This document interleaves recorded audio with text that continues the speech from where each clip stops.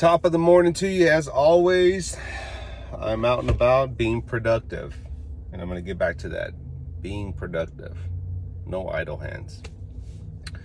Last night I was checking out some videos, or early this morning I should say, and this is not directed to anybody. This is just thoughts that I had, and then I remembered them again this morning. I thought I need to say them before I forget them.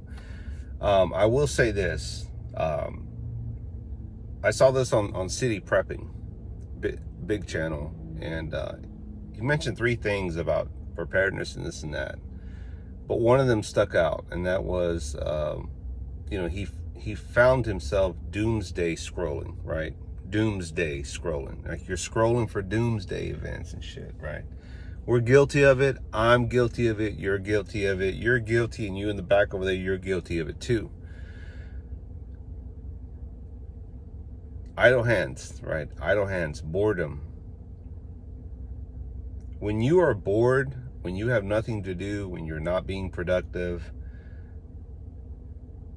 with a project, cleaning up the house, running errands, helping out a friend, neighbor, family members, whatnot, having a job, right? Having a job is good, even if it's part-time. There's no shame in working a couple of hours, right, and making ends meet. If you can do that, hey, you can rock it, great.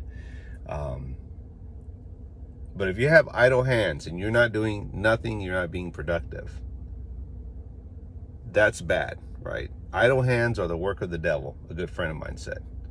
When you're sitting there and you have nothing to do, you're not being productive, you're bound to get into some shit that you shouldn't be involved with, right? Or you shouldn't get into, right? Because you have nothing going on. So we're guilty of doomsday scrolling, right? And I would say try to be productive, right? No one's perfect. I'm not going to sit here and tell you how to prep, how much to prep, what you should be prepping for. I'm not going to tell you that. I already told you my stance. Short version is I prepare for events. That's how I prepare. That works for me and the area, the city, the town that I'm in. That works for me. I'm in a good location. I'm not near the East Coast where we have, hurricanes out in Houston and Corpus and Galveston. I'm not West Texas, so I don't have to worry about tornadoes. As far as fires go, there is a town southeast of me that's known to catch fires a lot, but that's way far away from me. It doesn't affect me. And I know everyone says every event affects people. It does, but it doesn't affect me to a degree where I need to move, right?